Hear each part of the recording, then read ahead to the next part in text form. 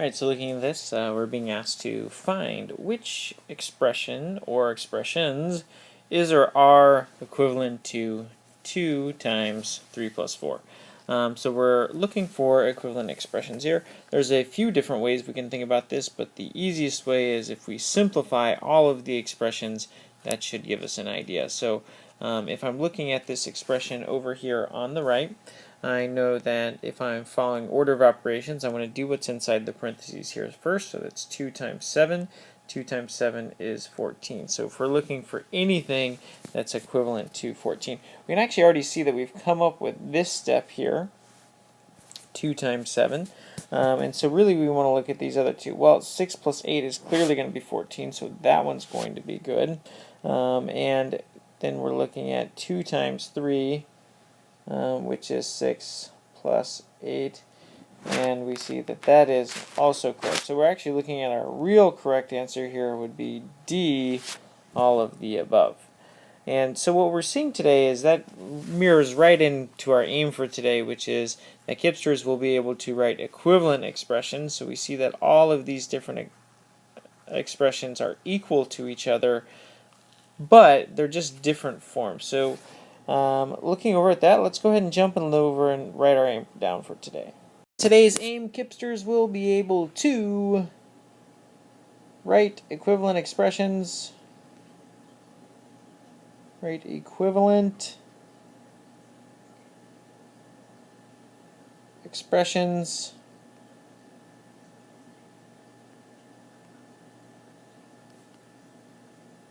with distributive property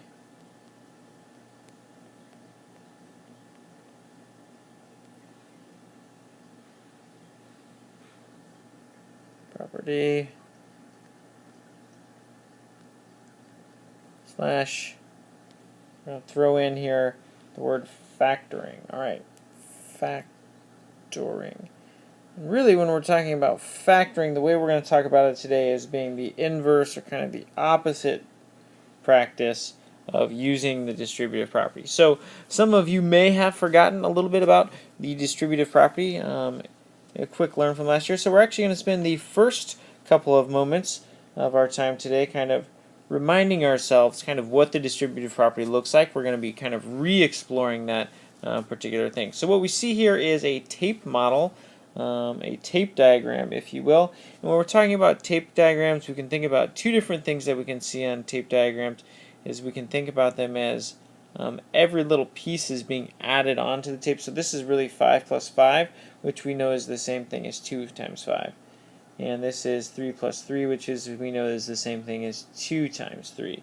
But in our full tape diagram, we also see that those are being added together. So in total here, think through this. How many 5s are we seeing? Well, in the model, well, there are 2 5s. How many 3s are we seeing? There are 2 3s. And if we're thinking about what this expression means in words, we're thinking about this is the sum. In other words, we're adding together of 2 groups of 5 and 2 groups of 3. So what expression could we write to represent this? Well, this is 2 times 5 plus 2 times 3. Part B. Now we've got a new model and a new way to express this.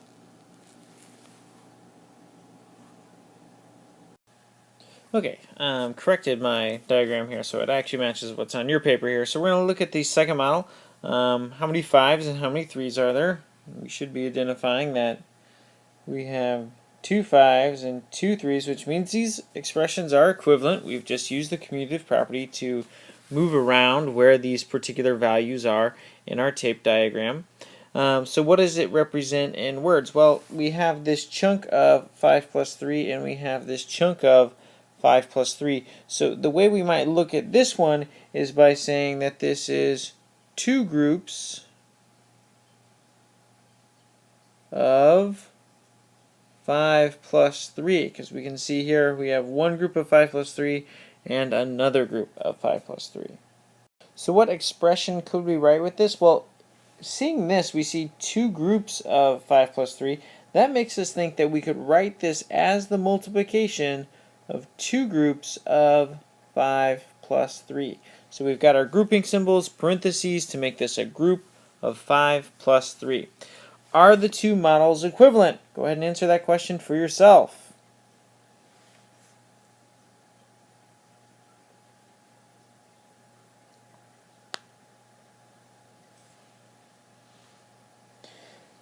And you should absolutely be saying yes. They are adding the same things.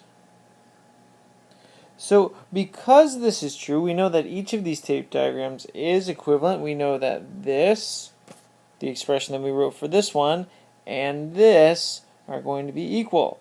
So this tells us that 2 times 5 plus 2 times 3 is equivalent to 2 times 5 plus 3. So what relationship do we see happening on either side of the equal sign? Okay, we notice the 2 being multiplied times the 5 and a 3 being also multiplied by the 2 and then adding the products together. But on our right hand side, we have the 5 and 3 are added first and then multiplied by 2. So we have 2 times 5 added to 2 times 3 is equal to 5 plus 3, then times 2. And so what we can see is that this idea of how they're the same, and we can start to recognize some patterns here about some things that we've seen. We've used similar reasoning in problems like this before. What is the name of the property that we used? Well, this was the distributive property, which you learned about very briefly last year. And a lot of the ways we think about it is that 2 times 5 plus 3 is the same thing as multiplying the 2 times each term on the inside. 2 times 5 plus 2 times 3. So, we've seen what that looks like without variables. Let's see how that looks with variables, because we'll definitely be seeing some problems in this unit that do have variables involved. So, looking at this, we have a model here. Go ahead and write down in words. Answer all of these questions on this first part, and then actually you can go ahead and look at the second part and answer all of the questions down to here. So go ahead and do that on your own. Pause the video if you need to get that work done before I give away all of the answers. Right, so what does the model represent in words? So when we look at this, our original model is A plus B plus B. But we also kind of see, once we start grouping our like terms together, that this is also the same thing as 2 times A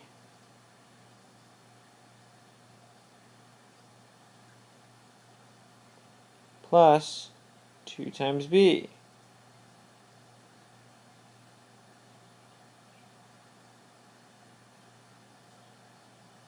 So what does the 2a stand for? Well, we know that's the same thing as 2 times a. It's two a's being added together. There are two groups of a. So how many a's are there and how many b's are there? We should recognize that there are two a's and two b's. We could write this as the expression 2a plus 2b.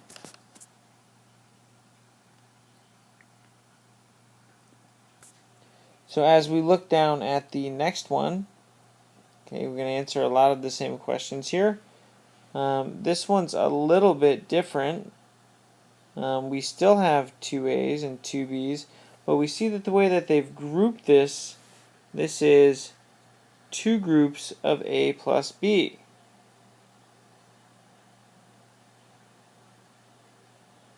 And we know these are equivalent because they have the same number of a's and b's. Up here we have two a's and here we have two a's.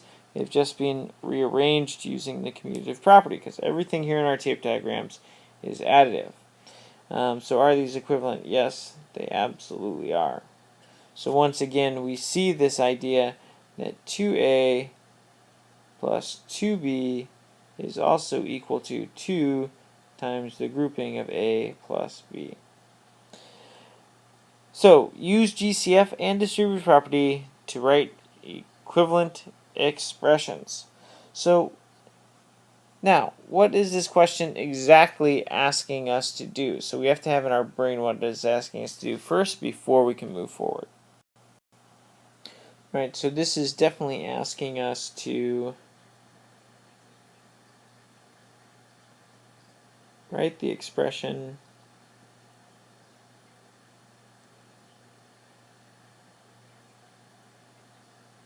factored. So now this is a super important skill that we're really trying to get into now, is that if we factor things, it's a different way we can look at things, and we would use this all of the time in algebra, pre-calculus, geometry, all of the time we would use an idea like this. So when we're talking about factoring something out, that's something that we're going to be factoring out is going to be the greatest common factor. So we're looking for finding common factors, GCF on outside,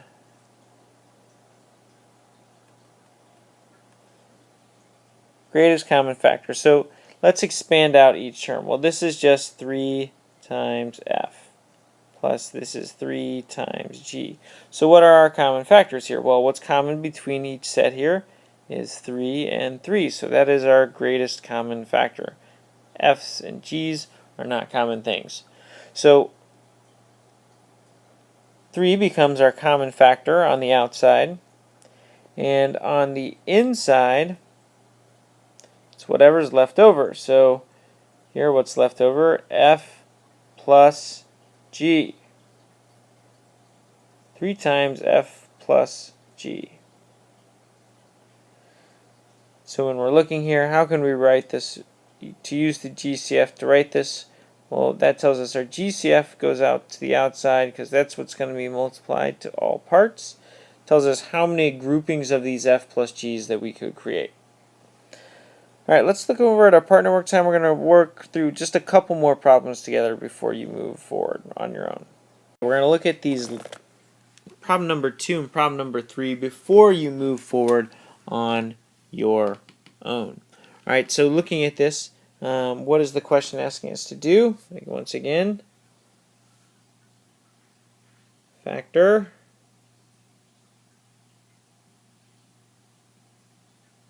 to rewrite equivalently. So same idea. GCF is whatever goes on the outside, and then we're going to be adding whatever's left over. So once again, I'm going to expand this out. This is 3 times 2 times x, so I've just factored out the 6, and this is a 3 times 3 times y. So again, I'm looking for common factors. I can match up this 3 with this 3. So that tells me my greatest common factor in this particular problem is indeed 3. So I'm going to put that on the outside. And what's left over is a 2x plus 3y. So 2x plus 3y. Alright, now we can do the same thing down here. And we're looking for our greatest common factors 3c and 11. So I'm going to expand that out. 3 times c plus 11 times c. Now we're stuck here. There's no more common factors because these are both prime numbers between 3 and 11. So we can't do anything with that. But what we do see is that there is a c multiplication in common. So when I actually rewrite this one, c is my greatest common factor. And on the inside, what's left over is 3 plus 11. C times 3 plus 11. All right. So, go ahead and work through problem number 4. Pause your video for a second to finish that one up really quickly. Then we'll go ahead and I'll go over that one with you. Then I'm going to kind of put you on your own for the rest of your work.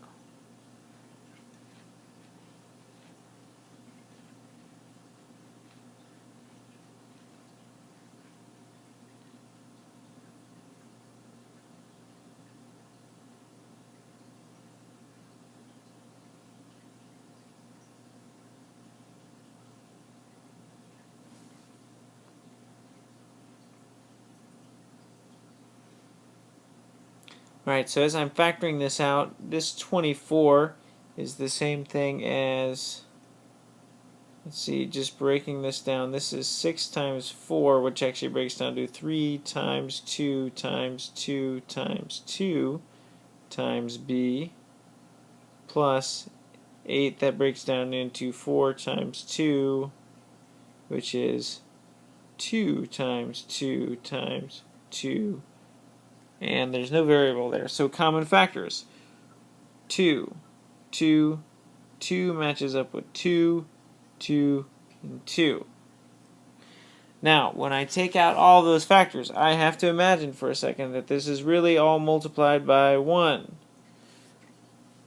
Because I'm not really just thinking in there that's 0, because if I think about this as distribution, then I have to multiply everything on the outside, this 2 times 2 times 2, which is equal to 8, times a 3b plus leftover 1.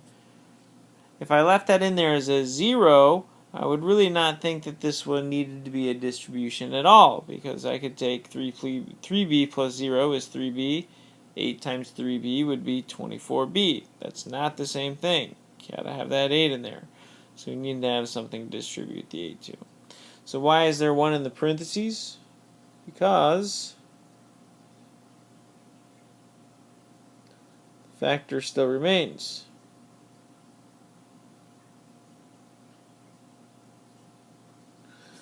Alright, how does this relate to the first two examples? Well, it's realistically the same as the first two examples.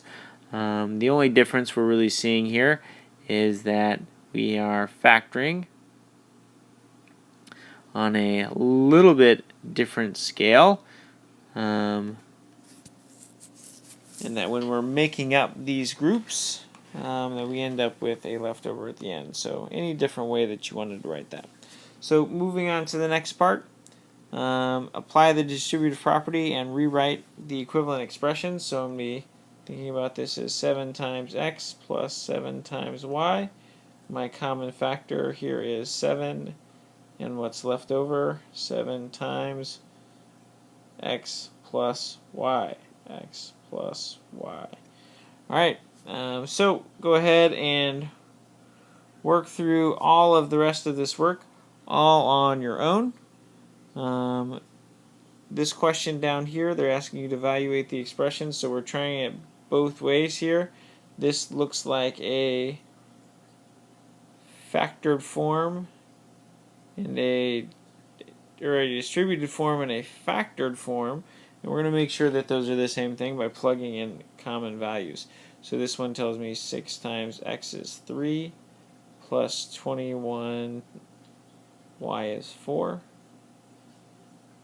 And we're trying to see if that is equal to 3 times 2 times 3 plus 7 times 4.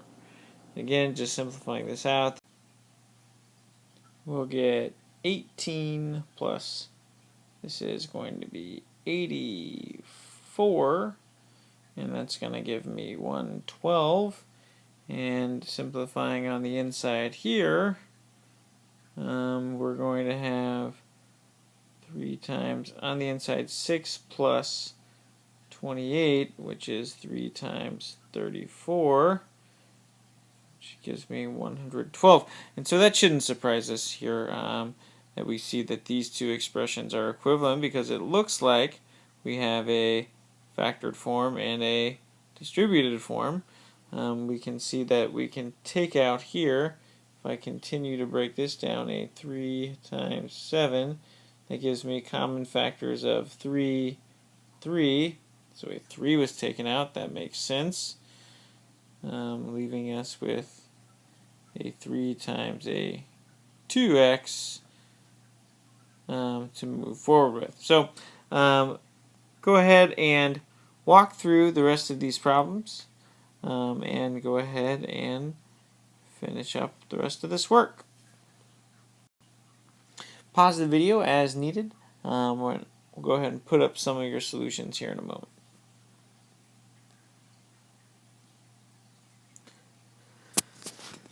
Alright, so just thinking through these again, this is going to be the same thing as 6 times 3 times m plus 6 times 7 times m. So we have 6 and 6 are our common factors. What's left inside is a 3m plus a 7, this is a 7n. Moving along, right underneath that, we have 11 times f plus 15 times f. Our common factor here is actually the f's, so the f comes to the outside, 11 plus 15. Common factors here, 55 times m, that's 5 times 11 times m plus 11 times 1. Common factor, 11. So 11 comes outside. Left over on the inside, 5m plus 1.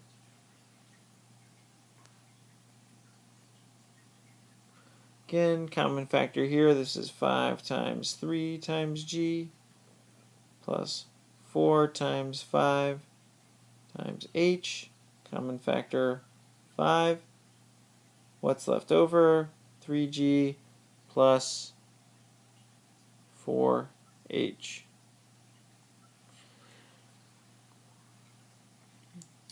Right, this is going to be 3 times 10 times a plus 3 times 13 times b. It's going to give me 3 factors out. And what's left over in the middle is 3 times 10a plus 13b. Continuing on, this is 18 times h and 13 times h. No common factors here, but I do see the h's are in common, so the h is going to come to the outside. What's left in the middle? 18 plus 13. And finally, a 7 times 1 plus a, looking at this, 56, 7 times 8, y, common factor of 7, left over 1 plus 8y. Right, as we jump through these examples down here, We're going to look to see if that same pattern exists. If we have a g that would factor in 5 times g, 7 times g, these should be equivalent.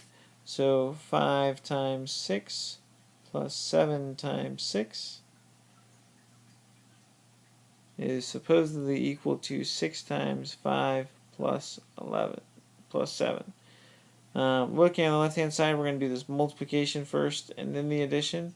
30 plus 42 is equal to, do the addition on the inside first. 6 times 12.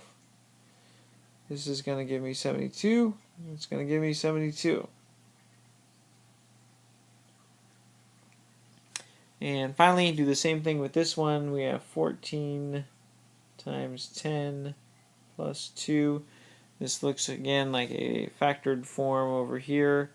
2 times 7 times 10 plus 1 is going to be equal to 7 times 70 plus 1.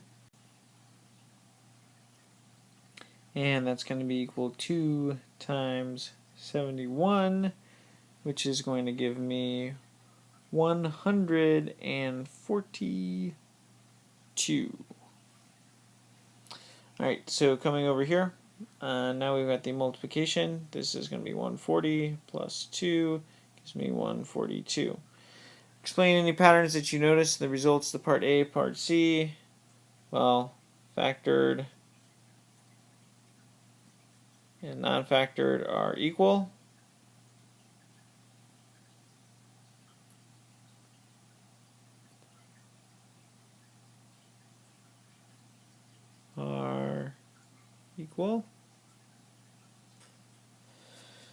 And what would happen if other values were given for the variables? Well, the expressions are equivalent regardless of what variable is going in there, so they would still be equivalent.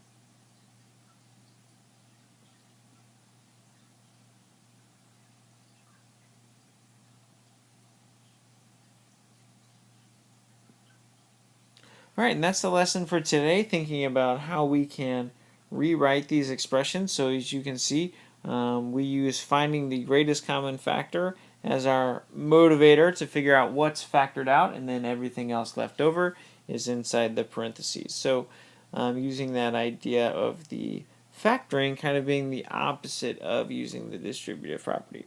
So flip on over to your alone time and get your work done. Then move on to Khan.